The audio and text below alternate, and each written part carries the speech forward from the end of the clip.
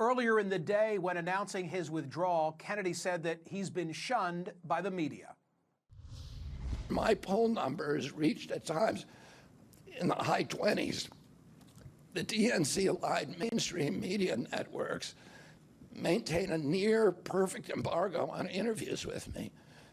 During his 10-month presidential campaign in 1992, Ross Perot gave 34 interviews on mainstream networks.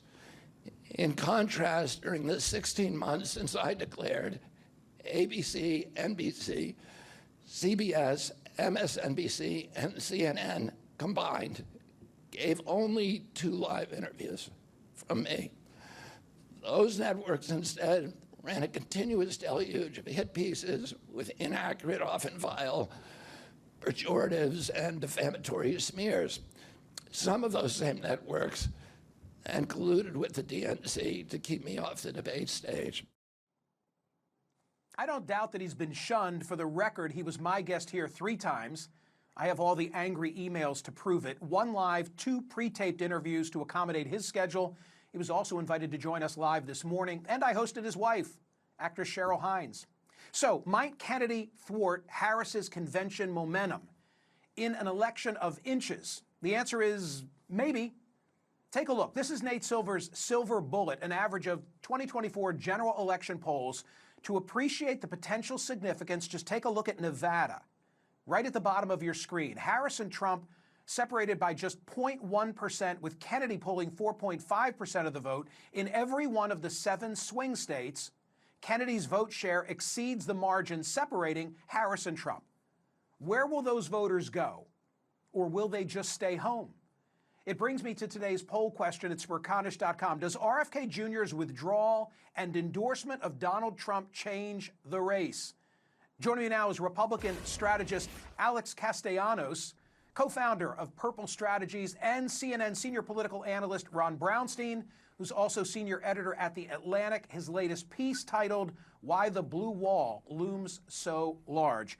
Alex, first to you, what's the significance of RFK Jr. getting out and casting his lot with Trump? Well, I think it's impactful, not just because of the numbers and the math, but because of the narratives that drives the story in the campaign. First of all, it's Trump's an outsider. Guess who else is?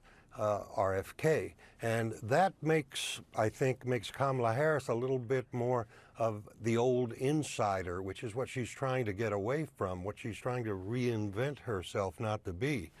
But there's something even better for Trump here, and that's the K in RFK, the Kennedy brand, the Kennedy mystique.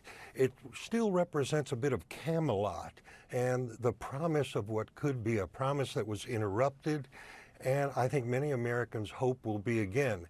Trump's run out of script a little bit. It's the same old show that it used to be. How does he freshen it? How does he appeal to new voters? Well, he's done a little bit of Elon. He's reaching out to young black men. But this gives him, I think, a new way to expand his story. So I think Trump is not a math campaign guy, right? He's not disciplined, as you just said, Michael. He's all about driving entertainment to drive a narrative to create a story, and this, I think, gives him something new to say. Ron Brownstein, your thoughts?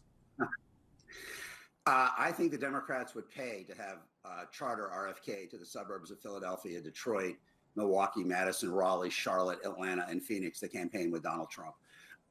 Donald Trump, without much attention, has been telling audiences, "I will not give a penny," that's his phrase, "of federal funding to any school that has any vaccine mandate from kindergarten through college." We know from polling in the Pew Research Center last year that the share of Republicans and white evangelicals, and it was to an evangelical audience that Trump made that pledge, that says parents should be allowed to send their kids to school without vaccines, even if it endangers the health of other people, has doubled in the last 5 years to 40%. 70% of all Americans disagree. The share of college-educated suburban moms who disagree, I'm betting, is closer to 90%. With RFK, I think there is the potential, although it's a small group and I'm not sure how many of them will vote, that some of those disaffected younger men who were parking with RFK might end up with Trump if they vote. You know what the turnout rate is among non-college, non-white men? 49%. You know what the turnout rate is among college-educated white women? 82%. Joe Biden did not hit the ceiling among college white women, and he got about 60% of them in Michigan and Pennsylvania in 2020.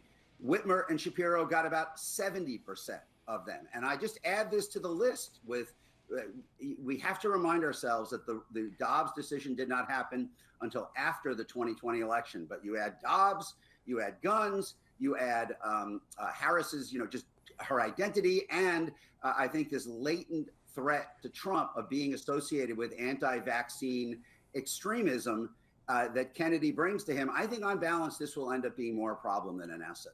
Okay, let me go back to Alex and say, Alex, how would you handle him? Would you give him a seat on the plane? Are you putting RFK Jr. out there with Trump again? And if so, in what settings? By the way, my 2 cents, if I may, I watched all of his speech in withdrawing from the race, and I watched all of the Trump rally. And I know that he gets portrayed, and accurately so, as being anti-vax. But there's much more populism in his appeal when he's talking about healthy food, when he's talking about healthy kids, when he's talking about forever wars. And I know he'll be cast among... When he's, you don't think healthy kids is code? You don't think healthy kids is code? Hey, Ron, Alex, go ahead. You respond. Let me go ahead, Alex. I should not have injected myself. Alex, how would you handle it? Go ahead. Because how would I handle it? But let me also address Ron here. I guess he has nothing to contribute at all, which is why the Democrats and Biden and Harris have been working so hard to shut this guy down, to censor him, to get him out of the process. I think a lot of what you're saying, some of the extremism is built into his stock price, but what he does is he changes the narrative for Trump. There's a youthful, optimistic factor to that brand, and I wouldn't discount that, Ron. I think you're off base on that. How would I use him? I'd put him on the plane, but not all the time. I think once a week, do an event with him, do something big and powerful. Americans are hungry for politicians who believe in something other than themselves. And that's certainly not Kamala Harris. She just had a convention where she not only just did plastic surgery on herself, she like ripped out her DNA and inserted some new stuff and then did nothing to explain to the American people why that occurred. It's like somebody who just shows up on your doorstep that you never, and just says, oh, I've always loved you, when they hated you yesterday and gave you no rationale. It's a very cynical campaign, and I think the more exposure it gets, the more selfish it's going to become. And I think if on the other side, Trump can take advantage of the Kennedy opportunity to expand his vision of the future, which frankly is hard for Trump. All he's got to say about the future is, let's make America great again. But if now he's got somebody who can talk about children, children's health, clean water. When's the last time you heard a Republican campaign talking about any of those things? Use them judiciously, a little seasoning on the main entree. Ron, I can see you want a response. Go ahead and take it. Keep it brief if you can. No, I don't really want a response. I just think this is absurd. I mean, I think this is a lunatic conversation we're having. There's really nothing else to say. Why is it? Wait a minute. I got to say this. Why is it a lunatic conversation? Why is it a, guys, hang on. Why is it a lunatic conversation when Democrats went to such great lengths to keep him off ballots? To Alex's point, if the guy is a loon who was never going to register, why were they so worried about his presence? Because Donald Trump can't reach 50%, as you said, and anything that allows him to win with a lower number makes it more likely for him to win. Alex? I've always had a lot of respect for Ron. You know, it created the idea of the blue wall. So I won't go any farther on that. I'll just say that Kamala Harris has brought back the Democratic coalition. Certainly black women, the black vote, younger people. There's excitement, but she's not made a dent in white men, and she's stuck there. True. Trump is stuck. Getting across the 50-yard line because he doesn't really have a vision of the future. He's a lot of the times looking back. The Kennedy mystique, the Kennedy brand, this new generation of Kennedy who is an outsider as defined by Ron and the Democratic Party, I think doubles down on Trump's message of change and helps him with the vision. I think narratively, it's not just about, it changes who Kennedy is as well as who Trump is. And I think Ron, it help I got them. it. Ron, I've got to get out in 20 seconds. You take the final comment. Go ahead. Donald Trump is wrapping himself further in kind of fringe views that will further alienate the white collar suburbs that are Harris's best chance of winning, and that showed in 2022, despite broad economic discontent, that they were able to tip the states, Michigan, Pennsylvania, Wisconsin, that are going to decide the election.